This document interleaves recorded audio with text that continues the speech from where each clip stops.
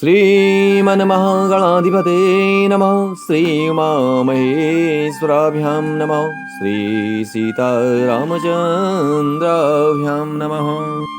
श्रीमद्वाल्मीकि रामायणं बालकाण्डे एकादश सर्गः।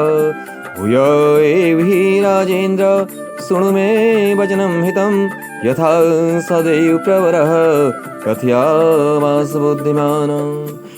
तदंतर सुमंत्र ने फिर कहा, राजेंद्र पुनः मुझसे अपने हित की यह बात सुनिए, जिसे देवताओं से मैं श्रेष्ठ बुद्धिमान सनत कुमार जी ने ऋषियों को सुनाया था। इक्षा को गुणाम कुले यातो भविष्यति सुधार्मिको नाम दशतो राजा श्रीमान सत्यव्रती श्रवः। उन्होंने कहा था, इक्षा को वंश में 10 नाम से प्रसिद्ध एक परम धार्मिक सत्य प्रतिज्ञ राजा होंगे। अंगराजेन संख्यम च तस्य राज्ञो भविष्यति कन्या चास्य महाभागा शान्तानां भविष्यति। पुत्रस्य त्वंगस्य राज्ञस्तु धूमपादिति श्रुतः तं स्वराज दशरथो गमिष्यति महायशा। अनपत्यो अस्मि धर्मात्मनः शान्तावर्तामं कितुम् आरित्वया ज्ञप्त सन्तानार्थकुलस्य च। उनकी अंगराज के शान मित्रता होगी, दशरथ के एक परम सौभाग्यशाली कन्या होगी जिसका नाम होगा शांता। अंगदेश के राजकुमार का नाम होगा सोमपाद। भाई सबसे राजा दशरथ के पास जाएंगे और कहेंगे, धर्मात्मा मैं संतानहीन हूँ, यदि आप आज्ञा दें तो शांता के प्रति ऋषि संग मुनि चलकर मेरा ये करा दे, इससे मुझे पुत्र की प्राप्ति होगी और मेरे वंश की रक्षा हो जाएगी। जय जय श्री राम। श्रुत्वा राज्ञो अथ तद वाक्यं मनसा सौचिन्तितो च प्रदास्यते पुत्रवन्तं शान्तार्वर्तारमात्मवान्। राज्य के आवाज सुनकर मन ही मन उस पर विचार करके मनस्वी राजा रोमपाद शांता के पुत्रवान पति को उनके शांत भेज देंगे। प्रतिगृहां च तं विप्रं स्वराज विगज्वरः आयुरेष्यतितं यज्ञं प्रेष्टोऽन्तरात्मनः। ब्राह्मण ऋषि संघ को पाकर राजा दशरथ की सारी चिंता दूर हो जाएगी और वे प्रसन्नचित होकर उस यज्ञ का अनुष्ठान करेंगे।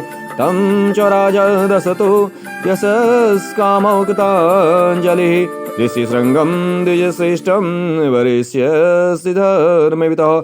यज्ञार्थौ प्रसवार्थौ च स्वर्गवार्थौ च नरेश्वर दबते च सतं कामं द्विजमुख्यां संपत्ति। यश की इच्छा रखने वाले धर्मज्ञ राजा दशरथ हाथ जोड़कर द्विश्रेष्ठ संघ का यज्ञ पुत्र और स्वर्ग के लिए वर्ण करेंगे तथा वे प्रिय बालक नरेश उन श्रेष्ठ महर्षि ब्रह्मा ऋषि से अपनी अभीष्ट वस्तु प्राप्त कर लेंगे। जय जय श्री राम।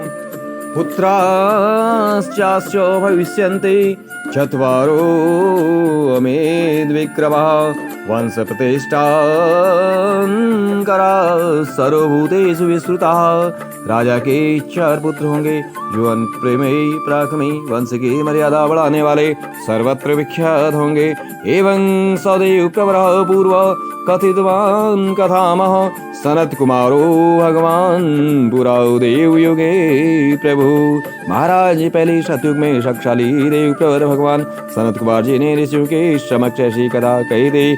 सत्वं पुरुषार्दुलो समानयो सत्कृतं स्वयमेवं महाराज गत्वा सबलवाहन।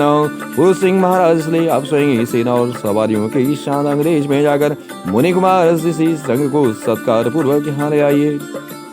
सुमन्त्रस्य वच श्रुत्वा हृष्टो दशतो अभवत् अनुमान्य वसिष्ठं च श्रुतवाक्यं निशाम्य च शान्तव्रो सहमात्यो प्रियो यत्र सदुजो सुमंत्र का वचन सुनकर राजा दशरथ को बड़ा हर्ष हुआ। उन्हें मुनिवर वशिष्ठ जी को सुमंत्र की बातें सुनाई। उनकी आज्ञा लेकर निवास के रानियों मंत्रियों के साथ अंगदेश के लिए स्थान किया, जहाँ विप्र ऋषि संग निवास करते थे। वनानि सहितस्यैव व्यतिक्रम्य शनैः शनैः अभिक्रामं तं देशं यत्र वै मुनिपुंगव। मार्ग में अनेक वनों और नदियों को पार करके वे धीरे धीरे उस देश में जा पहुंचे जहाँ मुनिवर संग विराजमान थे। असाध्यं तं श्रेष्ठं रोमपाद समीपकं ऋषिपुत्रं ददर्शार्थो दीप्तिमानमिवानलम्।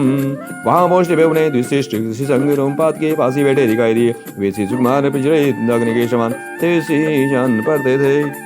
तथा राजा यथा योग्यं पूजां चक्रे विशेषतः सखीत्वादस्य वैराग्यो दृष्टेनान्तरात्मनः रोमपादेन चाख्यातं ऋषिपुत्राय धीमते संख्यं संबंधकं चैव तदा तं प्रतिपूजयत्। तदंतर राजा रोमपाद ने मित्रता के नाते अत्यंत प्रसन्न दशरथ से नाराज दशरथ का शास्त्रोक्त विधि के अनुसार विशेष रूप से पूजन किया और बुद्धिमान ऋषि को राजा दशरथ के साथ अपनी मित्रता के बात बताई। उस पर उन्होंने भी राजा का सम्मान किया।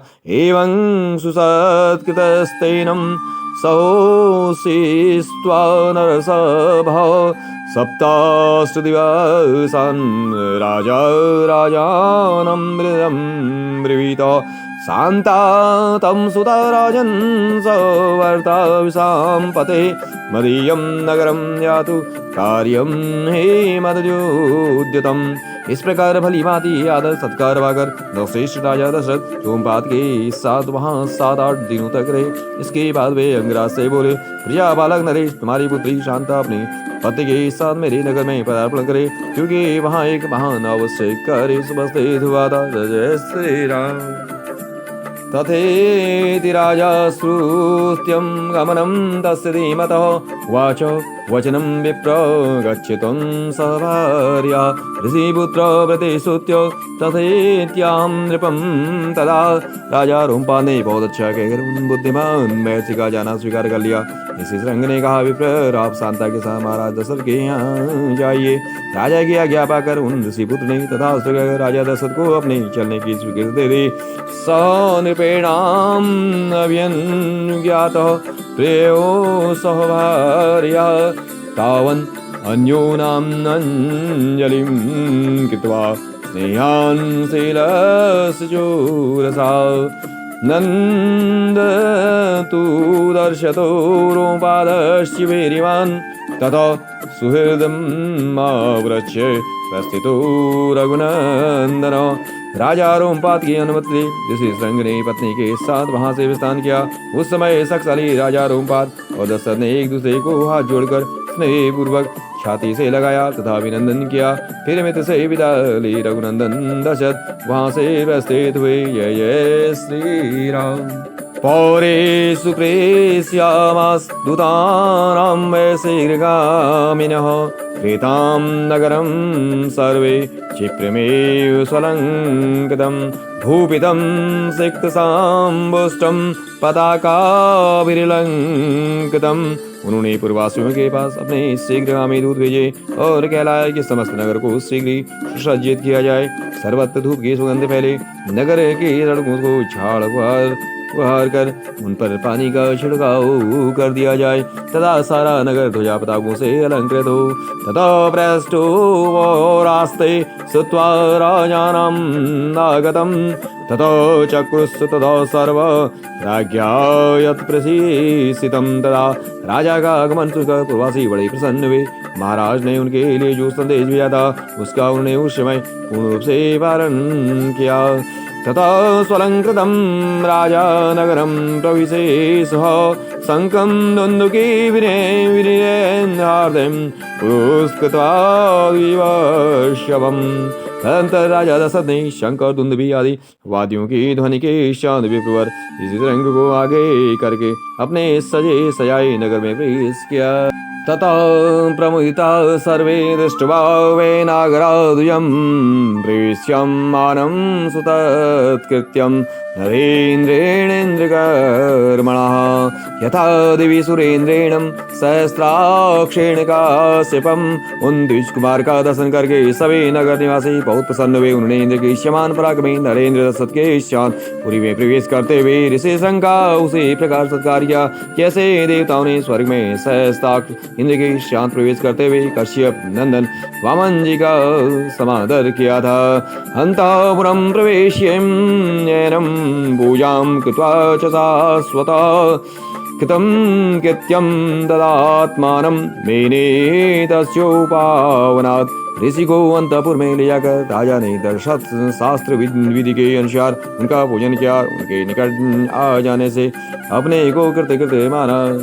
अंतःपुराणि सर्वाणि शान्तां दृष्ट्वा तथागतां सहर्त्रा विशालाक्षीं प्रत्यानन्दमुपागमम्।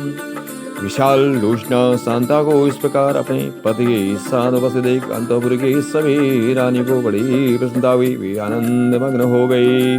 पूज्यमानां तु ताभि साराज्ञा च विशेषतः वास तत्र सुखितां कांचेत् कालं सदुया।